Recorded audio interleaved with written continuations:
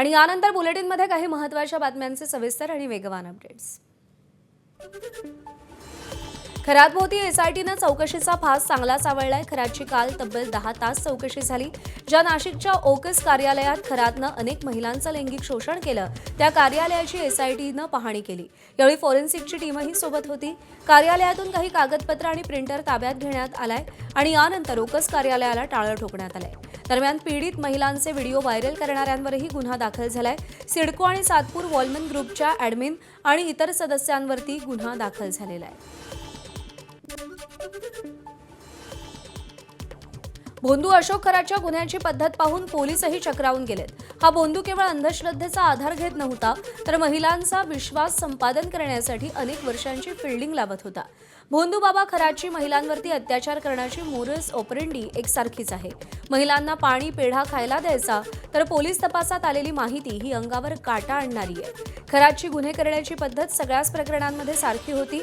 तो कोणत्याही महिलेवर पहिल्या भेटीत अत्याचार करत नव्हता। आधी तो 2 ते 4 वर्ष त्यांच्या संपर्कात राहायचा, देवीचा अवतार असल्याचा भास तो निर्माण करायचा आणि विश्वास बसल्यानंतर तो महिलांना आपल्या कार्यालयात वारंवार बोलवायचा। काही महिलांना त्यानं 8 ते 10 वेळा कार्यालयात बोलवलं, त्यामुळे त्याचे सगळे गुन्हे एकसारखे दिसतायत। अखेर त्याची मोडस ऑपरेंडी काय होती हा सवाल उपस्थित होतो।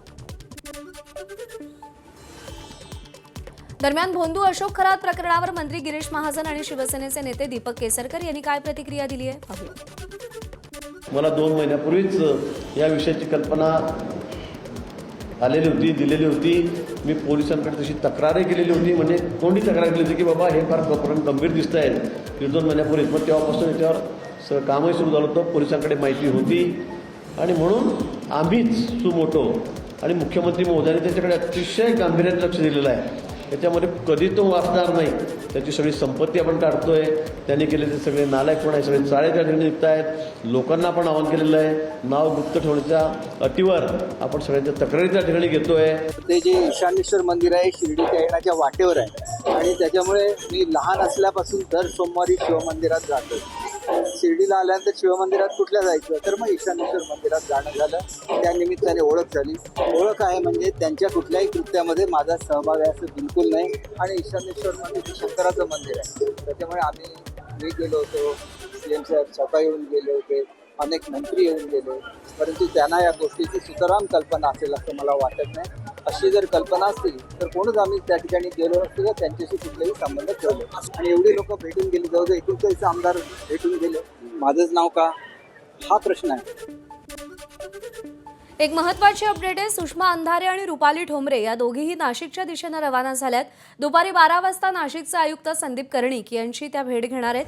तपास पथकाच्या प्रमुख अधिकारी तेजस्विती सातपुते यांची देखील त्या भेट घेतील। आतापर्यंत रुपाली चाकणकर यांच्या विरोधात गुन्हा का दाखल झाला नाही या संदर्भात त्या विचारणा करणार आहेत आणि भेट घेतल्यानंतर दुपारी 2 वाजता पत्रकार परिषदही घेतील।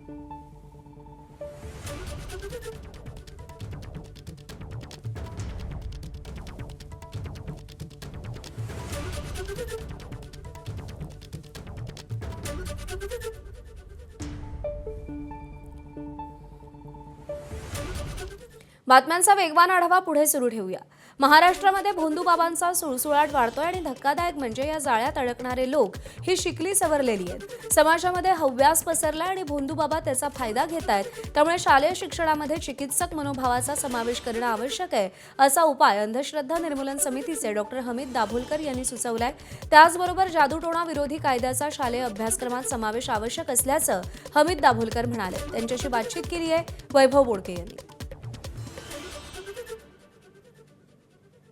येत्या कालखंडामध्ये जर हे थांबवायचं असेल तर आपल्याला शालेय वयापासून चिकित्सक मनोभावाचा शिक्षणामध्ये समावेश करणं हे अत्यंत आवश्यक आहे। शासनाने प्रत्येक पोलीस स्टेशनला अंधश्रद्धा निर्मूलनाचे कक्ष स्थापन करण्याचे आदेश दिलेले आहेत, ते कार्यान्वित करण्याची गरज आहे आणि या सगळ्याच्या बरोबर समाजामध्ये देखील मोठ्या प्रमाणात याच्याविषयी प्रबोधन होणं आवश्यक आहे।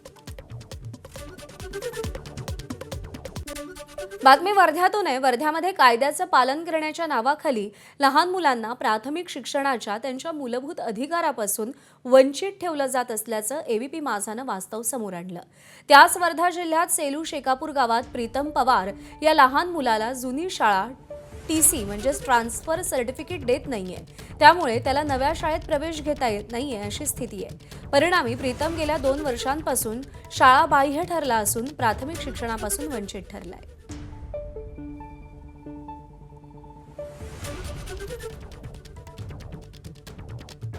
तुझं नाव सांग. प्रीतम भद्रावतीच्या कुठल्या शाळेत होता तू? भट आश्रम आश्रम शाळेत होता. कुठल्या वर्गात शिकत होता? पहिलीत पण आता तिथे जात नाही नाही. का? इथे आला राहायला? हो मग त्या शाळेत जात नाही तर इथे शाळेत कुठे जातो की दिवसभर असंच खेळतच राहतो? तिशीच नाही देते. तुला भद्रावतीला जायचं नाही का आता? शाळेत आश्रम शाळेत जायचं नाहीये नाही का? तिशीच नाही देत आहे.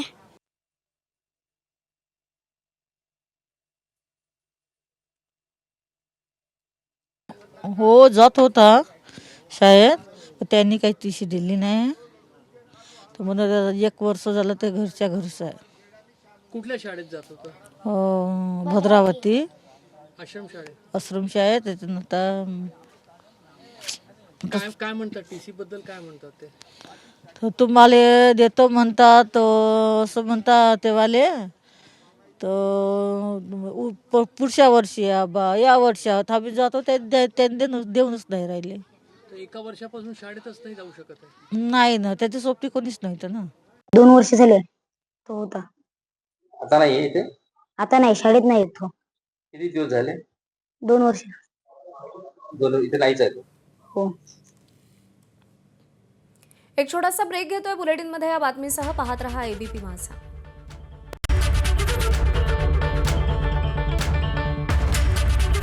पावर्ड बाय पारंपरिक चवीचं नवरूप RA मसाले आणि दिशा कॉम्प्युटर इन्स्टिट्यूट. महा डिस्काउंट ऑफर मध्ये करा कोणताही कॉम्प्युटर कोर्स फक्त 1800 रुपयांमध्ये. को पावर्ड बाय एक हिंट तो देते.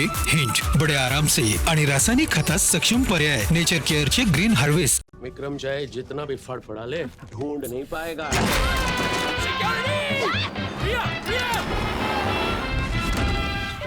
प्रिया, कैसा लगा मेरा स्टंट? एक हिंट तो देते. हिंट बड़े आराम से. गावे सक्षम झाली तरच आपला भारत देश सशक्त होईल. आणि म्हणूनच मी एक सुजाण ग्रामस्थ या नात्याने प्रतिज्ञा करतो की मी माझे गाव स्वच्छ, समृद्ध, स्वयंपूर्ण आणि विकसित करण्याचा सदैव प्रयत्न करीन. आधुनिकतेची गास धरून मुख्यमंत्री समृद्ध पंचायत राज अभियान स्पर्धेत मी माझ्या गावास प्रथम पारितोषिक मिळवण्यास निष्ठेने सर्वतोपरी प्रयत्न करीन. जय हिंद, जय महाराष्ट्र.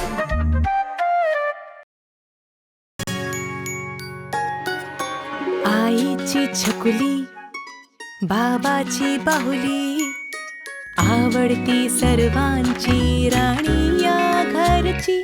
प्रत्येक घरात, प्रत्येक मनात अमूल ताजा, नेहमीच फ्रेश. राणी या घरची.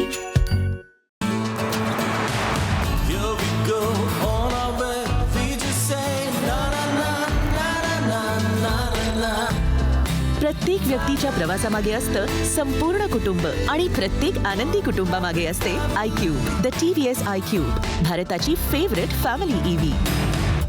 हो मेरे उस्ताद, हर water proofing Asian paints damp proof नहीं होती. अगर होती तो आपकी छत यूं न रोती. वाटर प्रूफिंग नहीं एशियन पेंट्स डैम प्रूफ कराओ. 8050480504 पे कॉल करो. सुरुची बिर्याणी मसाल्यामध्ये आहे खड्या आणि गरम मसाल्याचं एकदम योग्य मिश्रण. सुरुची बिर्याणी मसाला, जेव्हा खाण्यात असेल रुची तर change to Suruchi. Our country's new culture capital is going to celebrate the International Film Festival Delhi this March. World and cinema will come together in one mega celebration. Bharat Mandapam to open air theaters, to multiplexes, film lovers to film critics, and communities to countries. All will celebrate from 25th to 31st March 2026. Panasonic AC, India का नया captain cool, जिसकी advance dust buster technology करती है outdoor unit को auto clean, मतलब strong cooling और लंबी life. Panasonic. सबको हमेशा कोजी रहना है. क्या रहना है? कोजी सर.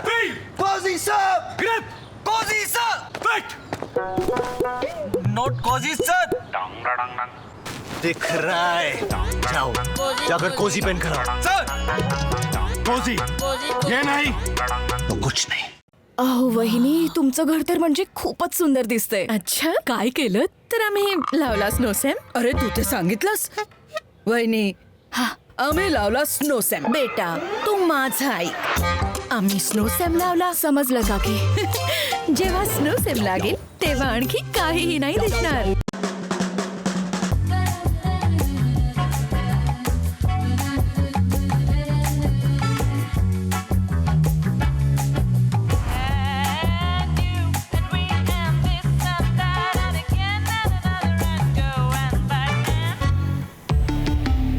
Volkswagen. दातांमध्ये झिंझिण्या सेन्सोडाईनद्वारे मिळवा झिंझिण्यांपासून संरक्षण आणि निरोगी दात. सेन्सोडाईनचा लहान पॅक फक्त 20 रुपयांमध्ये. ब्रेक नंतर स्वागत KRA jewellers, symbol of purity.